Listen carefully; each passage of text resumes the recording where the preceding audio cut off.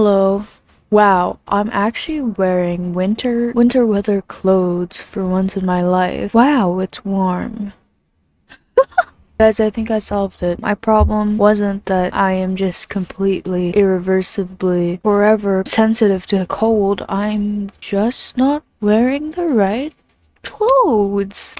Silly me. Anyways, I made a realization about myself recently, and it's that I am completely able, when prompted, to act confident whenever it counts, when the time counts. Let's say an interview, a presentation, speaking in front of like a crowd, dancing, singing, any form of performative art. And even on here, I'm able to act confident, or at least I'm hoping that's what you guys see me as. But I think for my years of people pleasing, have just had this switch in my brain that I could turn on whenever the time needs me. Whenever my people need me to be confident, I'm there. I'm able to turn that switch on and carry out what needs to be done. But I noticed that it's only when I'm prompted, it's only when the time counts, it's only when other people want me to be confident am I confident. I have only a few times that I can count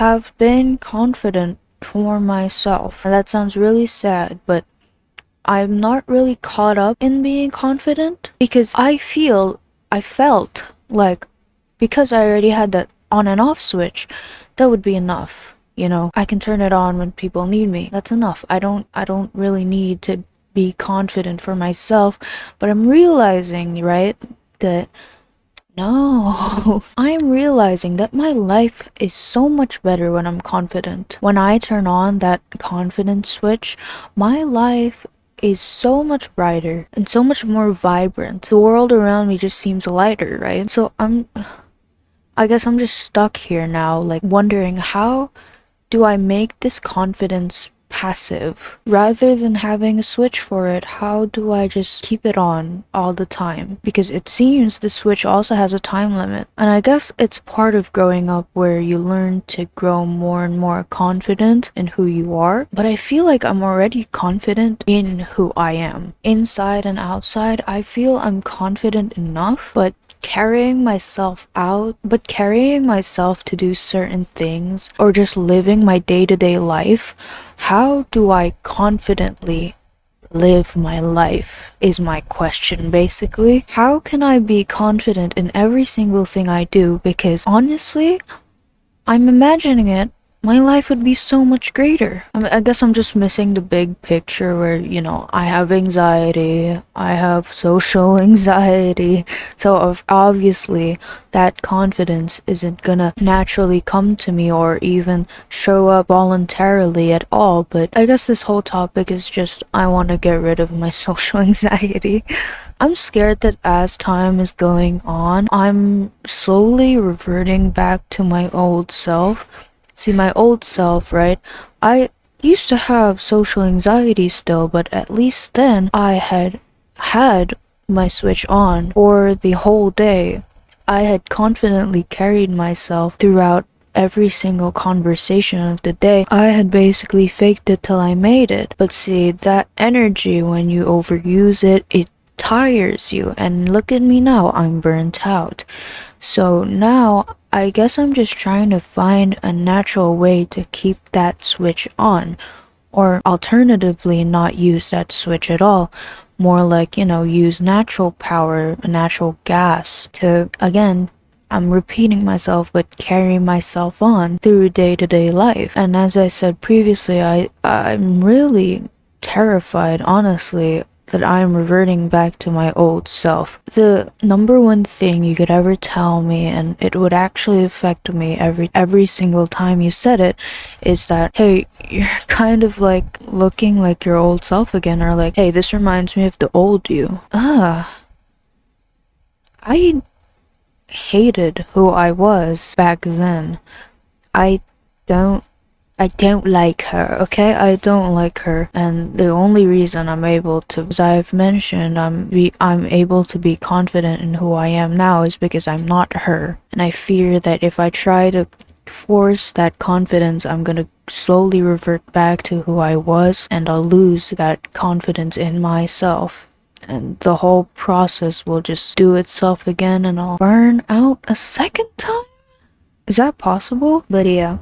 Enough of the crazy talk. I have a lot more to say, but my time here is done. I've passed my 10 minutes. How have I yapped this much? Anyways, why do the Japanese like the cold so much? I sit right beside the window, right? You already see where this story is going. Why the fuck do they keep opening the windows when it is freezing fucking cold outside? In the Philippines, right? Whoever is beside the window gets to decide whether it's open or not. Apparently not here in Japan. Whoever opens it is the one who decides when they get to close it. Which I don't fucking understand, right? Because I'm fucking freezing. I close the window, as is my right, and I hear groans behind me. Sirs? Shut the fuck up. Shut the fuck up, okay? No, shut the fuck up. I do not want your bony ass to be complaining that I'm shutting your sweet little window because apparently you want to be freezing cold when I want to comfortably sit in my desk and make use of my time while class is going on.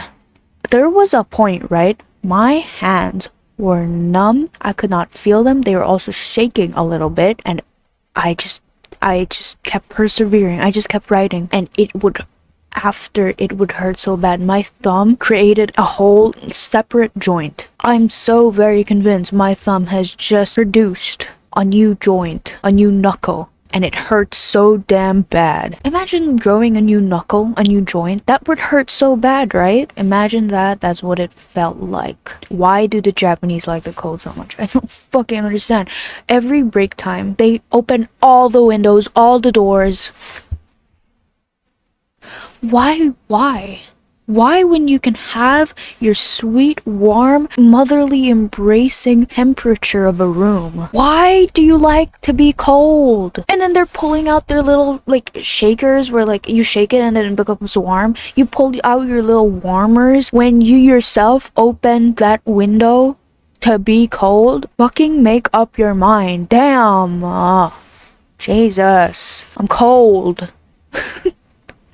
But anyways, that's it for today's entry because I talk way too much. I hope you all are doing well.